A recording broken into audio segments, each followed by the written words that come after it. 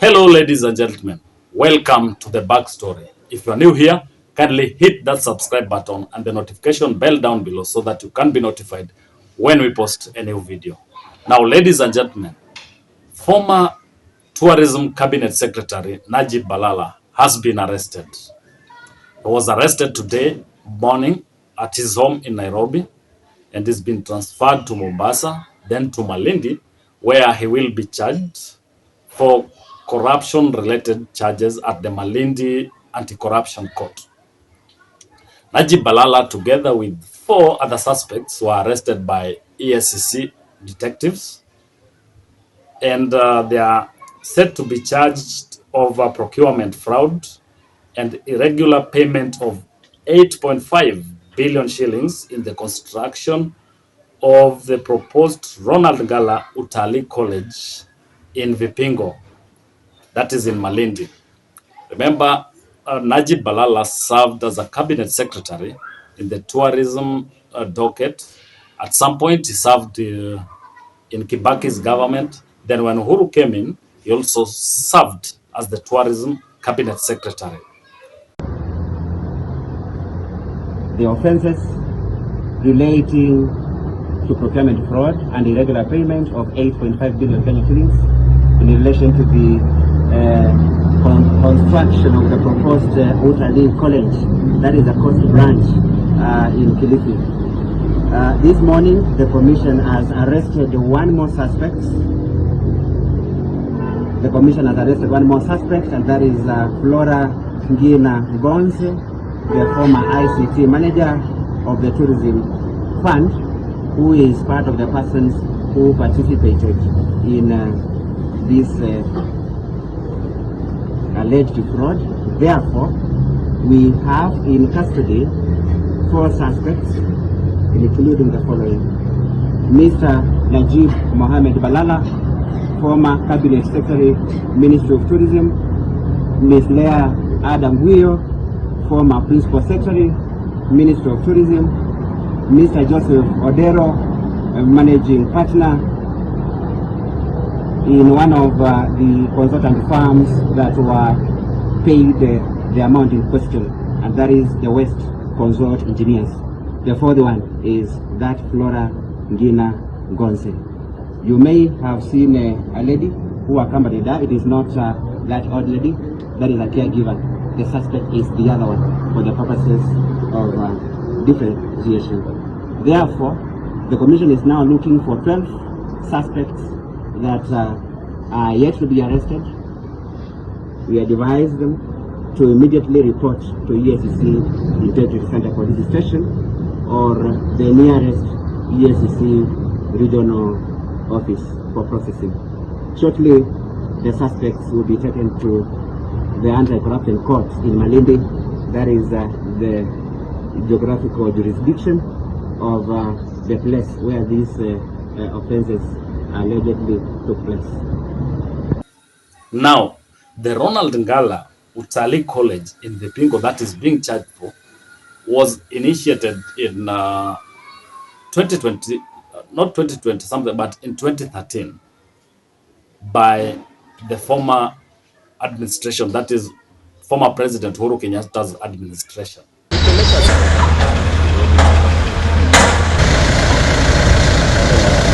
Today we are here evaluating and inspecting the Ronald Ngala Utalii College. As you are aware, this project has taken a long time, but finally it's coming to shape. And the biggest challenge this project had was financing. But now we are pushing it very well, and this is one of the projects that we want His Excellency the President to open before his departure. We have seen this project has delayed because of lack of financing. Now we have a new organization called the Tourism Promotion Fund, and that is the organization has already paid 1.5 billion to this project. So we are looking for more resources. Now, ladies and gentlemen, we have to accept that corruption is killing our country. corruption at whatever level is killing our country. There are several cases of corruption that have been highlighted in all the four regimes. Start from Moi's regime, come to Kibaki's regime. In Moi's regime, there was Anglo-leasing, which was one of the major corruption cases that have been highlighted in this country. Then came Kibaki's regime. It was also riddled in a lot of corruption cases. Then Uhuru's, and now Ruto's regime. If you look at the amount of money that has been lost due to corruption, it's a substantial amount of money that if that money was put into development or into production or into manufacturing, then Kenya would be far much ahead of where it is right now. So whatever EACC is doing, we need to support it. We need to support EACC to fight corruption at whatever level.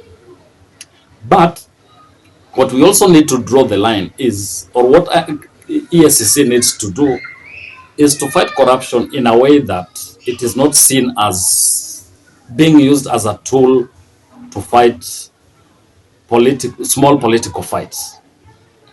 Because look at it this way. In the former administration, which is former Uhuru Kenyatta's administration, there were several cases that were highlighted and that were being followed by EACC. And the EACC did a lot of investigations and forwarded the files to the DPP. So when the files were forwarded to the DPP, they were in court. Some of the guys who are being followed, who EACC was trailing their cases, were guys who were close to the former Deputy President, Ruto, who is now the current President of the Republic of Kenya.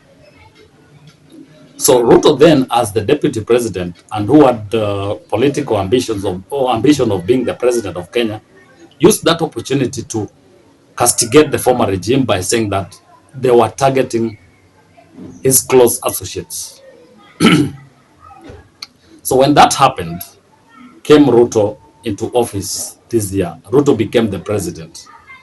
So when he became the president, some of the cases that EACC and DPP were pursuing then, some of the cases were dropped. So you ask yourself, why were these cases dropped? Or why were they initiated in the first place by EACC? Were they dropped so that they can start fresh investigations? Or were they dropped because they are now politically correct? So if they were dropped because these guys were politically correct, what happens then? Are they going to drop these other cases that have been initiated now? So what I'm trying to say is that EACC should be seen as independent, not being used to fight very cheap political fights. Because take, for example, some of the cases that were dropped this year, among them was a case involving 7-point-something billion case, which the current Deputy President Rigathi Gachagua was charged of. Then there is another case involving 17 billion shillings of tax evasion. The guy who was charged is called Humphrey Karaoke. Is a close associate of the current president. Then there was the case of Joe Sang, who was the former CEO for Kenya Pipeline Company. Joe Sang was facing charges to the tune of 1.8 billion shillings for the Kisumu oil jetty. Then there is Mary Wamboi, was being charged for tax evasion of close to 2.5 billion shillings. So if you look at all these cases, some of these guys were very close to, or are still close to, the current president of the Republic of Kenya. Some of their cases were dropped by a mere allegations of the fact that they did not have like substantial evidence to continue prosecuting those cases. Okay, I don't know to continue prosecuting those cases. So the question is EACC fighting corruption genuinely? Or is it being used to fight small political fights? What EACC needs to do is to carry all this anti-corruption fight in an independent way. They should not fight it in such a way that the common man will look and try to analyze and say, okay, some have been dropped, some cases have been dropped, some are ongoing, some are being initiated, but the ones that are being initiated or that they are currently doing, are they doing them just because someone is not politically right? But in all this, what we need to draw the line is the fact that we need to support EACC, we need to support the government to fight corruption, because corruption is killing this country. However small or big the fish might be, they need to be arrested and prosecuted. And the prosecution should take a short time, so that whoever wants to involve himself in any other corruption case can see that there is a serious institution that is fighting corruption, and whatever corruption case you are involved in, you will be charged in a court of law. So my parting shot is, let's support EACC in fighting corruption, but EACC and DPP should also pursue all these cases in an independent way, not fighting corruption in so as to be seen as fighting the former regime or fighting those who are not politically correct. Let everyone face the wrath of the law. So I don't know what your take is, guys. If you have some feedback for us, you can comment on the video down below and give us your feedback. You can also follow us and send us your feedback on our social media platforms. Until next time, guys, bye.